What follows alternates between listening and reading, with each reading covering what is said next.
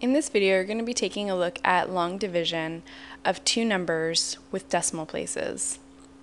Now, long division is the standard procedure for dividing numbers. So I want you to go ahead and pause the video and try this example on your own. Remember that your divisor here is the 0.37 and your dividend here is the 482.975. Also remember the trick to dividing decimal place numbers. If your divisor has two decimal places, the trick here is to convert the divisor to a whole number first by shifting the decimal point of both numbers to the right. So it's safe to do this as long as you remember to shift the decimal point of both numbers the same number of places. So this would just mean if you're shifting the decimal point of the divisor 2 places to the right, then you have to also do the same to the dividend and shift that decimal place 2 places to the right as well. Then place that decimal point right up above in the quotient.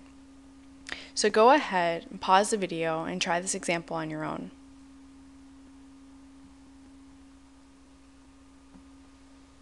So here in the divisor we have a decimal. Now the trick is to always convert that divisor to a whole number first. Now that would just mean to move this decimal place here 2 places to the right, which means that if you do that to the divisor, you must do the same to the dividend. So we should have taken this decimal and moved it 2 places to the right as well. So in actuality, what we're doing is we're dividing the number 37 into the number 48,297.5. And we're going to take this decimal place in the dividend and bring it right on top into the quotient. Now you're just dividing by a whole number and can continue as normal. So let's start.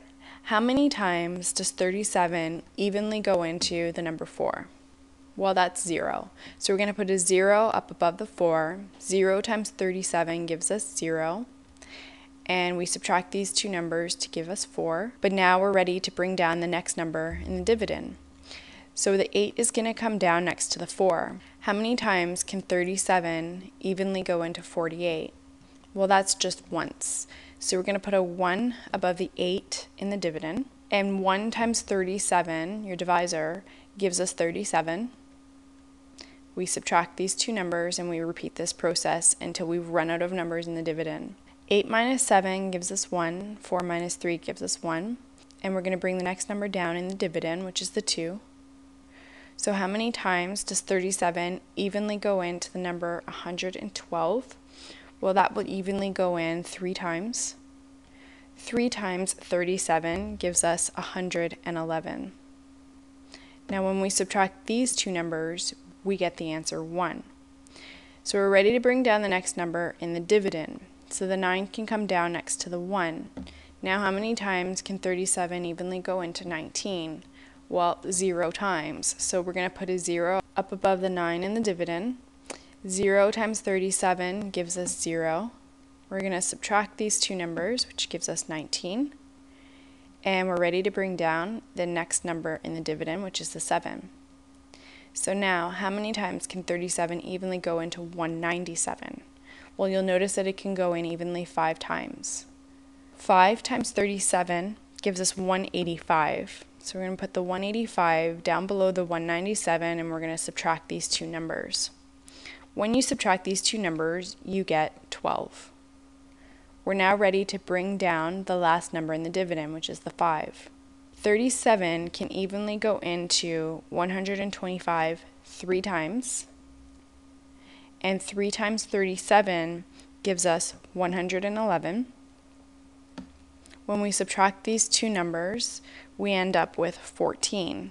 Now there's no more numbers in the dividend to bring down, so your instructor may be okay with this answer or this quotient of 1,305.3, remainder 14, or your instructor could ask you to continue this process until you get a 0 remainder, or your instructor can even ask you to continue this process until you get a very specific amount of decimal places.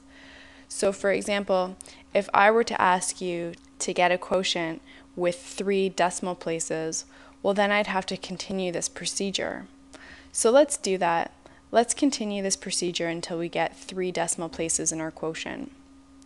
In order to do that, we would have to put another 2 zeros in the dividend in order to get 3 decimal places right up here in the quotient. So our next step is to bring down the next digit in the dividend, which is now a 0. We bring the 0 down, and how many times can 37 evenly go into 140? It can evenly go in 3 times. So 3 times 37 gives us, again, 111.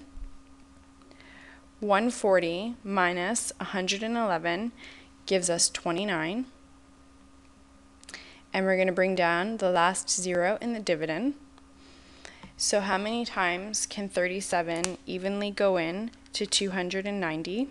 Well, you'll notice it can go in evenly 7 times. 7 times 37 gives us 259. When we subtract these two numbers, we get 31, and that would be your remainder, and this answer right up here would be your quotient to 3 decimal places.